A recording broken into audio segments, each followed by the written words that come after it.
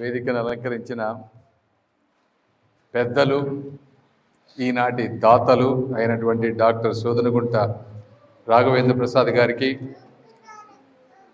వారి ధర్మపత్ని కళ్యాణి గారికి, మనందరి ప్రియతమ ఎమ్మెల్యే శ్రీ తెనాలి శ్రావణ్ కుమార్ గారికి, మిత్రులు ఈరోజు అతిథి గొట్టిపాటి రామకృష్ణ ప్రసాద్ గారికి, జనసేన ఇన్ఛార్జ్ విజయశేఖర్ గారికి, బీజేపీ ఇన్ఛార్జ్ బ్రహ్మయ్య గారికి, అదేవిధంగా వేదిక ముందు వేదిక పైన ఉన్నటువంటి నాయకులందరికీ, రామచంద్రరావు గారికి, శైలజ గారికి, శివరామయ్య గారికి, ప్రసన్న కుమార్ గారికి, మధుసూదన్ గారికి, సత్యనారాయణ గారికి, గుణవర్ధన్ రావు గారికి, శ్రీనివాసరావు దగ్గుమండ్ల, సాంబశివరావు గారు ఎడ్లపల్లి, దేవరపల్లి పాముల గారికి, శ్రీ కోమటి లక్ష్మీనారాయణ గారికి, పల్లా కోటేశ్వరరావు గారికి, అదేవిధంగా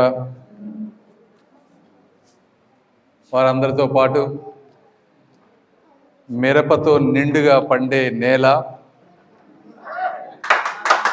వివాద రహితుల నిలయపు నేల, నందమూరి వారసులు నడయాడిన నేల, ఈ రావెల గ్రామ ప్రాంత ప్రజలందరికీ కూడా మనస్ఫూర్తిగా ధన్యవాదాలు. మరి ఈరోజు ఈ కార్యక్రమం తీసుకుంటా ఉంటే మీ అందరికీ తెలుసు, ఒకప్పుడు కమ్యూనిటీ హాల్స్ అంటే 10 లక్షలు ఇస్తేనే గొప్ప, గవర్నమెంట్ కానీ వేరే దగ్గర కానీ. అలాంటిది ఇప్పుడు దాదాపు 45 నుంచి 50 లక్షల రూపాయలు అయింది కమ్యూనిటీ హాల్.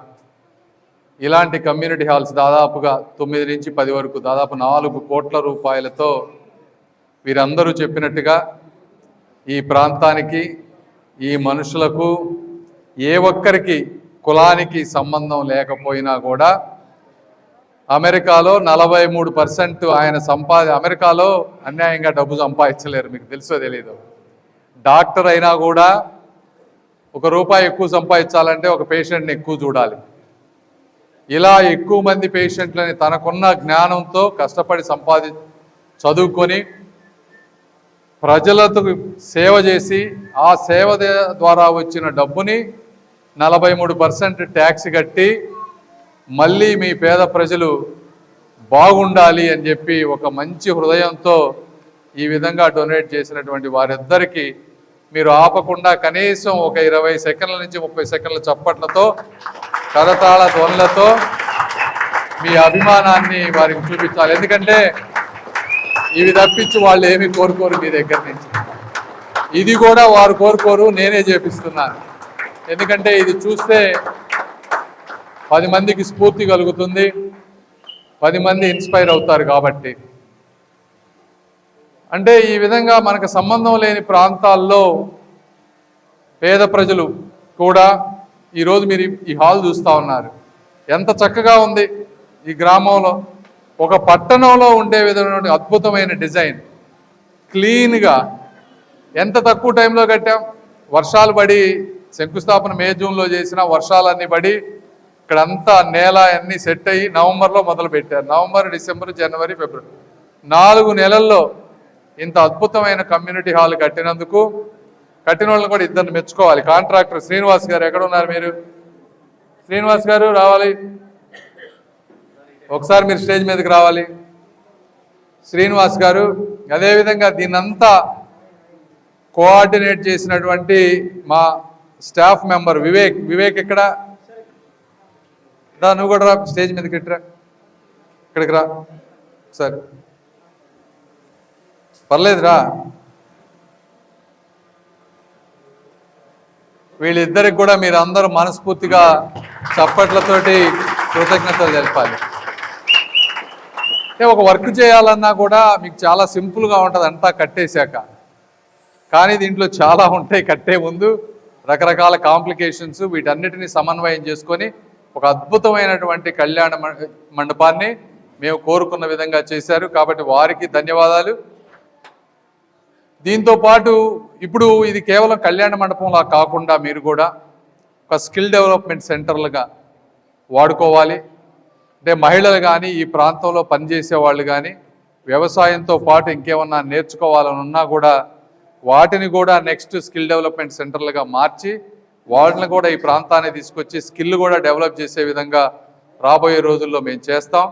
అంటే ఇది కూడా ఇప్పుడు వారు ఇంత డబ్బులు ఇచ్చారు, 40-50 లక్షలు ఒక్కొక్క దానికి, ఒక్క రూపాయి కూడా అవినీతి జరగకుండా ఈ విధంగా చేయాలి అంటే లోకల్గా ఉన్నటువంటి నాయకులు కూడా సహకరిస్తేనే ఆయన చేయాలనుకున్నా నేను చేయాలనుకున్నా కూడా చేయగలం. ఆ విధంగా సహకరించినటువంటి గ్రామ నాయకులు, ముఖ్యంగా మీ ఎమ్మెల్యే గారికి కూడా మీరు అందరూ మనస్ఫూర్తిగా ధన్యవాదాలు చెప్పాలి. మీరు చాలా ప్రాంతాల్లో ఎమ్మెల్యేల గురించి కథలుగా వింటారు. ఈ కమ్యూనిటీ హాల్స్లో కూడా ఇది అలా వచ్చిన దాన్ని ఉపయోగించుకొని అద్భుతంగా చేయాలంటే పైన ఉన్నటువంటి చంద్రబాబు నాయుడు గారి దగ్గర నుంచి కింద ఉన్నటువంటి గ్రామ స్థాయి నాయకుల వరకు కూడా సమాజం పట్ల ఒక బాధ్యత, అవగాహన ఉన్నప్పుడు మాత్రమే ఇలాంటివి జరుగుతాయి అని కూడా యథా రాజా తదా ప్రజ, పైన ఉన్న నాయకుడిని బట్టి కింద వరకు వస్తుంది. కాబట్టి ఇలాంటి అద్భుతమైనటువంటి నాయకులను ఎన్నుకోవాల్సిన అవసరం కూడా మీ అందరికీ ఉంది. అదేవిధంగా శ్రావణ్ కుమార్ గారు చెప్పినట్టు కట్టంగానే సరిపోదు, మీరు దీన్ని నీట్గా మెయింటైన్ చేసుకోవాలి. నేను మా ఊర్లో బురిపాలెంలో కూడా, మా సొంత గ్రామంలో కూడా దాదాపు ఒక 50 సెంట్లో ఎంతో స్థలాన్ని నేను ఉచితంగా ఇచ్చాను. గ్రామస్తులందరూ కలిపి ఒక మంచి కళ్యాణ మండపం కట్టుకున్నారు. అద్భుతమైనటువంటి బాగా అందరూ ఒక 5,000 10,000 ఆ రోజు తీసుకొని మెయింటెనెన్స్కి కలెక్ట్ ఇవన్నీ చేశారు. అయితే అందులో మళ్ళీ కొంతమంది వచ్చి దాని మీద వచ్చే ఆదాయాన్ని మీద కూడా పడ్డారు. అంటే ఇలాంటి సమస్యలు కూడా ఉంటాయి మీకు. కాబట్టి దీన్ని నిర్వహించే వ్యక్తులను కూడా మంచి వాళ్ళని ఎన్నుకోవాలి. మీరు ఏదైతే ఆ 2,000 3,000 ఎంత ఇచ్చి చేసుకుంటారో ఆ డబ్బులుకి ఆశపడకుండా ఉండేటువంటి వాళ్ళని, ఒకవేళ ఆశపడితే ఆ వ్యక్తుల్ని ప్రశ్నించే విధంగా కూడా మీరు అందరుండి బాత్రూమ్స్ ఇవన్నీ నీట్గా మెయింటైన్ చేసుకుంటే మీ పిల్లలకు కానీ ఇంకోళ్ళకి కానీ మంచి జరుగుతుంది. దీన్ని అదేవిధంగా ఇవి కథలను కూడా మీరు మీ పిల్లలకి చెప్పాలి. ఎందుకు చెప్పాలి అంటే నిజమైన జీవితం అంటే ఎవరో తెలియని ప్రాంతానికి ఇప్పుడు ఆయనకు కూడా ఇప్పుడు 4-5 కోట్లు 40% ట్యాక్స్ కట్టక ముందు అంటే 8 కోట్లు సంపాదిస్తే కానీ ఆయన మనకు 4 కోట్లు ఇవ్వలేరు. 8 కోట్ల రూపాయలు సాధారణంగా ఏం చేస్తారంటే పిల్లలకి, మనవాళ్ళకి, మనవరాళ్ళకి బ్యాంకుల్లో డిపాజిట్లు చేయటం, ల్యాండ్లు కొనుక్కు, ఇవి సాధారణంగా జరిగేటువంటి పరిస్థితి. అవన్నీ కాకుండా ఈ విధంగా అంటే బ్యాంకుల్లో డబ్బు దాచుకోకుండా సమాజంలో మీలో ఆనందం చూడటం కోసం, మీ మంచి కోసం చేయటం అనేది ఎంత గొప్ప కార్యక్రమమో. ఇదే నిజమైన తత్వం, దైవత్వం, మానవత్వం అని చెప్తా ఉన్నాను. ఇలాంటి మానవత్వాన్ని, ఇలాంటి దైవత్వాన్ని మీరు మీ పిల్లలకు కూడా నిరంతరం చెప్పాలి. చెప్పినప్పుడు వాళ్ళు కూడా 100లో ఒక 5గురైనా సరే రాఘవేంద్ర ప్రసాద్ గారి లాగానో లేకపోతే మాలాగానో బాగా చదువుకొని అందరికీ ఆదర్శవంతమైనటువంటి వ్యక్తులుగా ఉండే విధంగా తీర్చిదిద్దటంలో ఇలాంటి కథలు ఉపయోగపడతాయని కూడా మీ అందరికీ, ఎందుకంటే చిన్నప్పుడు తల్లిదండ్రులు పిల్లలకి ఏది చెప్తారో అదే వెళ్తుంది. కాబట్టి ఇలాంటి స్ఫూర్తిదాయకమైనటువంటి కథలు చెప్పాలని తెలుపుకుంటూ ఈరోజు మరి రాష్ట్రంలో మీరు అన్నీ చూస్తూ ఉన్నారు. గత 5 సంవత్సరాల పరిపాలన చూశారు, ఈరోజు పరిపాలన చూస్తూ ఉన్నారు. ఏ విధంగా అభివృద్ధి జరుగుతూ ఉంది, అదేవిధంగా ఏ విధంగా సంక్షేమం జరుగుతూ ఉంది, ఎంత కష్టమైన సంక్షేమాన్ని ఏ విధంగా తీసుకొస్తా ఉన్నారు. అదేవిధంగా రాజధాని, ఈ చుట్టుపక్కల ప్రాంతంలో రాజధాని జరుగుతూ ఉంది.